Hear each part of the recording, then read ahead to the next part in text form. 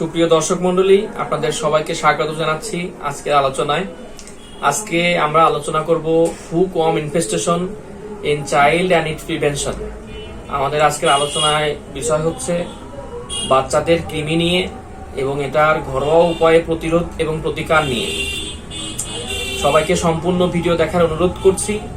আমি রোমান, আপনাদের সেবায়, আপনাদের স্বাস্থ্য সম্পর্কে সচেতন করায় সব সময় আসি পাশে। আমার পাশে থাকবেন। চলুন আমরা আমাদের আজকের এই নতুন ভিডিও শুরু করি। আমি আবারও বলছি, আজকে আমাদের আলোচনার বিষয় বাচ্চাদের কৃমি কেন হয়, কৃমি হলে করণীয় এবং কৃমি প্রতিরোধের উপায়। এসএমসির মনিমিক্স খাওয়ান, আপনার সন্তান বুদ্ধিতে বাড়ুক, শক্তিতে বাড়ুক।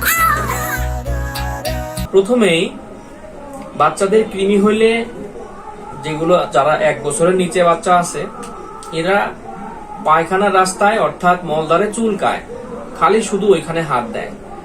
বাচ্চারা যারা ব্রেস্ট মিল্ক খায়, বুকের দুধ খায়, অথবা বাচ্চারা আম্মু ওদেরকে বাড়তি খাবার দেন, তারা দেখবেন একটু পরপরই বাচ্চা পিছনে হাত দেয়, চুলকায়। তো চুলকায় কেন? ওর ভিতরে কৃমি কামড়ায়, এই কারণে চুলকায়। হুকওয়ার্ম হতে পারে, আরো অনেক কিছু হতে পারে, ছোট কৃমি বড় কৃমি হতে পারে। 2 নাম্বার হচ্ছে বাচ্চা পেট মোচড়ায়। অনেকেই আমাদের কাছে আসেন, এসে বাচ্চা সম্পর্কে বলেন আগে বাচ্চা মোচড়ামুচড়ি করে, শুধু পেটে পীড়ায়, আসলে ওর পেটে ব্যথা করে, পেট মোচড়ায়। 3 নাম্বার হচ্ছে বাচ্চা বমি করে। আমাদের কাছে আপনারা আসেন এবং বলেন বাচ্চা খাইলে বমি করে, খাওয়ার পরেই বমি করে, খাবার পেটে দিলে বমি করে উঠায় দেয়। সবার শেষে বাচ্চার খাওয়ায় রুচি কমে যায়। আমরা 4টা পয়েন্ট বললাম। প্রথমটা বাচ্চা মলদ্বারে চুলকায়, দ্বিতীয়টা বাচ্চা পেট মোচড়ায়, পেট ব্যথায়, তৃতীয়টা বাচ্চার রুচি কমে যায় খাবারের, এবং বমি। এর মধ্যে আপনারা খেয়াল করে থাকবেন যে বাচ্চা মেজাজ খিটখিটে হয়ে যায়, বাচ্চা যে কারোর দেখলে খামচি দিতে যায়, ওর মন ভালো থাকে না, কারোর সাথে হাসে না, কথা বলে না, কোনো শব্দ করে না, সাউন্ড করে না, সবসময় ও অন্যমনস্ক অথবা মন অন্যদিকে থাকে ওর। এইগুলোই হচ্ছে প্রধানত কৃমির লক্ষণ। আমরা জানবো আসলে কৃমি ওর কেন হলো, ওর কৃমিটা প্রবেশ করলো কিভাবে ওর শরীরে। কৃমিটা এক ধরনের একটা ব্যাকটেরিয়া, হেলমিনথিক ডিজিজ বলা হয় এটাকে।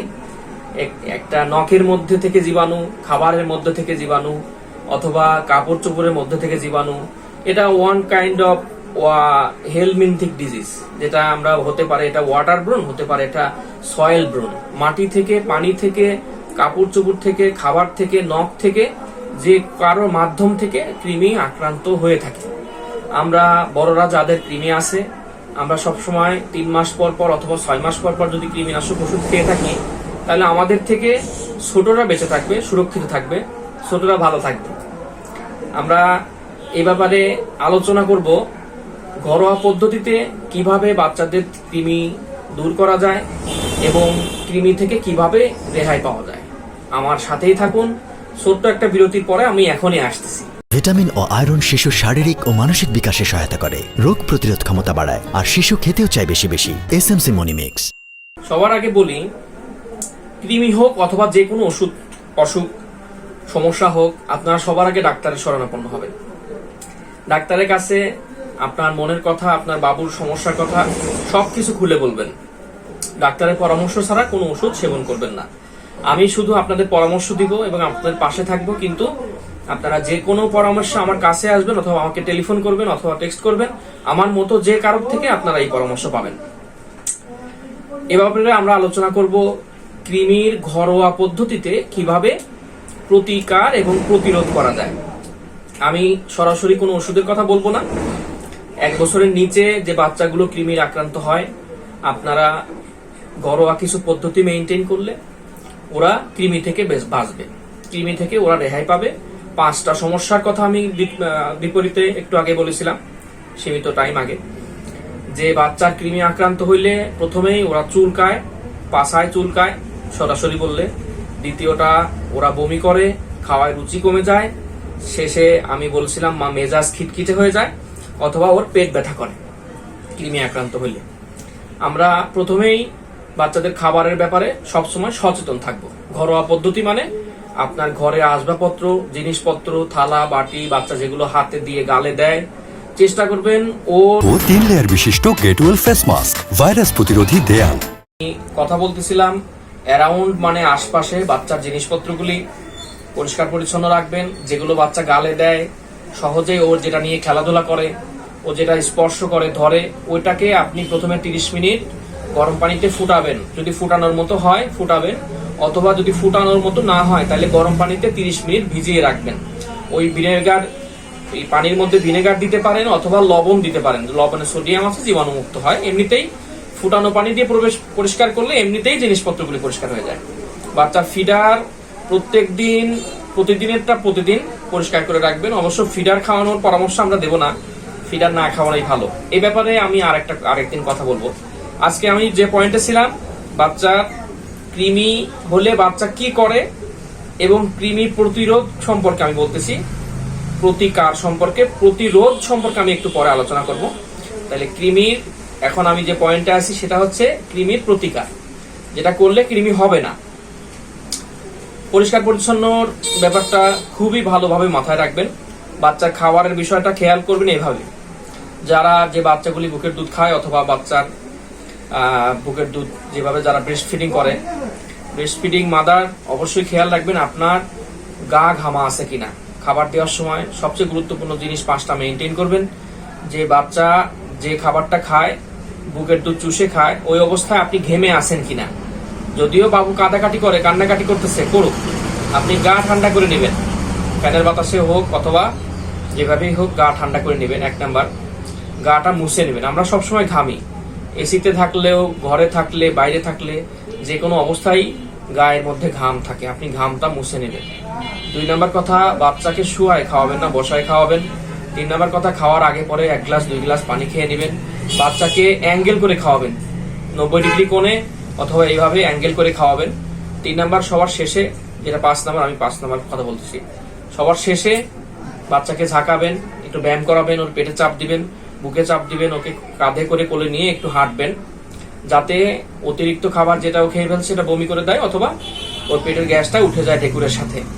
তাহলে 5টা জিনিস মেনটেন করলে বাচ্চার খাবারটা পেটের মধ্যে মেটাবলিজম সিস্টেমটা অ্যাডজাস্ট হবে, ওর খাবারের যে পাকস্থলীটা ওটাতে খাবারটা অ্যাডজাস্ট হবে, বারবার ও কৃমিতে অথবা অন্য কিছুতে আক্রান্ত হবে না।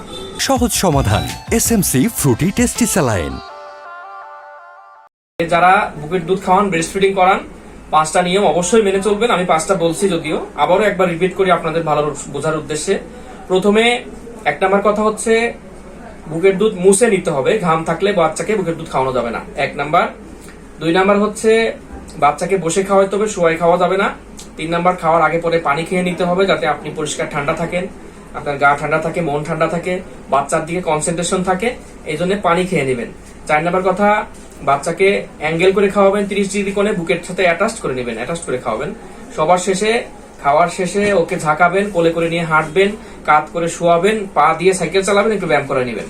তাইলে 5টা নিয়মের কথা আমরা বললাম, ব্রেস্ট ফিডিং এর 5টা নিয়ম সম্পর্কে আপনারা জানতে পারলেন সব। এবারে আমরা আলোচনা করব যে বাচ্চা খাওয়ার পরপরই বমি করে কেন। ওর কৃমি হলেও বমি করতে পারে। আপনারা খাওয়ার পরপরই যদি বমি করে, আপনারা ভাববেন ওর স্পিকচারে প্রবলেম আছে, খাবারটা উঠে যায়, অতিরিক্ত খাবারটা উঠে যাওয়াই ভালো। তবে বেশি বমি করলে মনে করবেন ওর কৃমিতে আক্রান্ত হয়েছে। কৃমিতে আক্রান্ত হলে করণীয় কি, এটা আমি এখনই বলবো। আমি প্রিভেনশন সম্পর্কে বলে নেই, এরপরে আমরা কৃমিতে আক্রান্ত হলে কি করব সেটা বলবো। দিয়ে আবার একই নিয়মে 2 মাস খাও, আপনার সন্তান বুদ্ধিতে বাড়ুক, শক্তিতে বাড়ুক। যেটা বলতেছিলাম, বাচ্চারা বমি করলে এটা ডোন্ট কেয়ার, মাইন্ড করবেন না। বমি করলে ভয় পাবেন না যে কেন বমি করতেছে, আমাদের কাছে নিয়ে আসবেন, আমরা দেখবো ইনশাল্লাহ। শেষে আমরা বলবো বাচ্চার রুচি নিয়ে এবং ওর মেজাজ নিয়ে। বাচ্চা খেতে চায় না বলে যে ওকে মাইরে, ওকে জোর করে, ওকে ঠাইসে খাওয়ানো লাগবে, ব্যাপারটা তা না। ও অসুস্থ এবং ওর যে কোনো শারীরিক সমস্যা হয়েছে, কৃমির হোক অথবা হজমের হোক অথবা মেটাবলিজমে হোক, ও পেট মোচড়ায়, খেতে চায় না, ওর খাবারটা পাকস্থলীতে থাকে, এই কারণে হয়তো ও খেতে চায় না। এই জন্য ওকে জোর করে খাওয়াবেন না। ওর শারীরিক সমস্যার জন্য ডাক্তারের কাছে যাবেন, যে কোনো পুষ্টিবিদ অথবা যে কোনো মেডিকেশন অথবা শিশু ডাক্তারের কাছে যাবেন, ওনারা বলবে। বাচ্চার মেটাবলিজম আর স্লিপ ডিস্টারবেন্স যদি হয়, ওর এমনি মেজাজ গরম থাকবে। বাচ্চার কৃমি হলে এমনি ও খিটখিটে মেজাজের হয়ে যাবে, ও রাগ করবে, কাদাকাটি করবে, অযথা চিল্লাচিল্লি করবে, খুশি থাকবে না, খেলবে না, হাসবে না, কারো কোলে যেতে চাবে না। এই জন্য 1 বছরের নিচে বাচ্চাদের মেজাজ গরম হয়ে গেলে ভাববেন ওর কৃমি হয়েছে অথবা অন্য প্রবলেম। সেটা নিশ্চিত করতে ডাক্তারের কাছে যাবেন। আমরা আজকের আলোচনা করতেছিলাম বাচ্চাদের কেন কৃমি হয়, কৃমি হলে করণীয় এবং ঘরোয়া পদ্ধতিতে কৃমির সমাধান। তো এবারে আমরা ঘরোয়া পদ্ধতিতে বাচ্চাদের কিভাবে কৃমির সমাধান করা যায় সেটা সম্পর্কে আলোচনা করব। ভিটামিন ও আয়রন শিশুর শারীরিক ও মানসিক বিকাশে সহায়তা করে, রোগ প্রতিরোধ ক্ষমতা বাড়ায়, আর শিশু খেতেও চায় বেশি বেশি। এসএমসি মনিমিক্স। অনেকেই কৃমি হইলে চেষ্টা করেন তিতে খাওয়ানোর। আসলে তিতেতে সেরকম কোনো গুরুত্বপূর্ণ কোনো অর্গান নাই যেটা কৃমির বিরুদ্ধে কাজ করবে।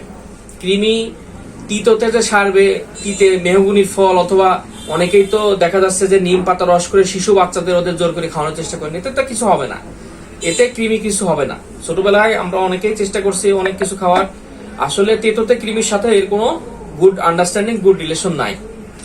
কি আছে সেটা হচ্ছে জাওন অথবা আজওয়ান, যেটাকে বলে আমরা আমাদের রাজবাড়ির আঞ্চলিক ভাষায় বলি গুয়ো মুড়ি। এটাতে হাইপার অ্যাসিডিটি সহ মেটাবলিজমে অনেক প্রবলেম সলভ করে।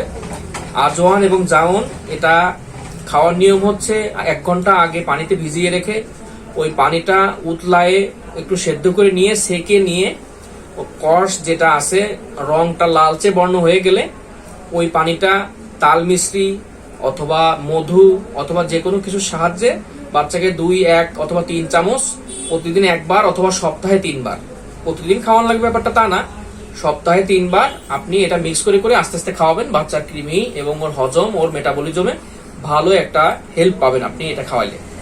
দ্বিতীয়টা হচ্ছে অ্যান্টিবায়োটিক, যেটা হলো বাসায় আছে রসুন। রসুনের তেল, রসুনের বাটা, রসুনের ভর্তা, রসুনের তৈরি গরম পানি দিয়ে সেচা রসুনটার কষ, যেভাবে আমি আগেরটায় বললাম ওইটা রসুন খাওয়ালে বাচ্চার কৃমি অথবা হুকম অথবা হেলমিনথিক যে কোনো প্রবলেম আছে এটা ঠিক হতে পারে। এখন বলবো নারকেলের তেল, নারকেলের দুধ অথবা নারকেল আমাদের শরীরে অভ্যন্তরীণ এবং বাহিরের সৌন্দর্য বৃদ্ধিতে ব্যাপকভাবে সাহায্য করে। আমরা ডক্টর জাহাঙ্গীর সাহেবের একটা ভিডিওতে দেখছিলাম যেটা খাওয়া যায় না সেটা মাখা যায় না। স্যারকে সেলুট জানাই, স্যার ঘরোয়া পদ্ধতি অথবা ন্যাচারালি ভাবে অনেকে আমাদের সুস্থতার একটা ভালো পরামর্শ দিয়ে থাকেন। ডাক্তার জাহাঙ্গীর স্যার উনি বলেছিলেন যে যদি ফেয়ার অ্যান্ড লাভলি সোনো, আমি এই নাম উল্লেখ করে ফেললাম, এই সোনোগুলো যদি খাওয়া যেত এটা ব্যবহার করাও যেত।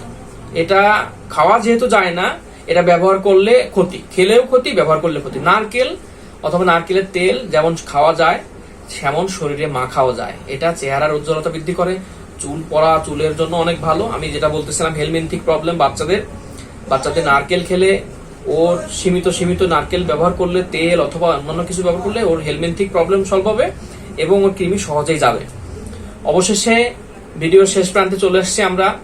বাচ্চাদের কৃমি হইলে অথবা কৃমি হওয়ার আগে অথবা কৃমির কারণে যে লক্ষণগুলি প্রকাশ পায়, আমি যেগুলো আপনাদের মাঝে শেয়ার করলাম একটু আগে, এই ব্যাপারে যদি কোনো হেল্প লাগে, আমার কোনো ভুলভ্রান্তি হয়ে থাকে আপনারা ভুল ধরায় দিবেন।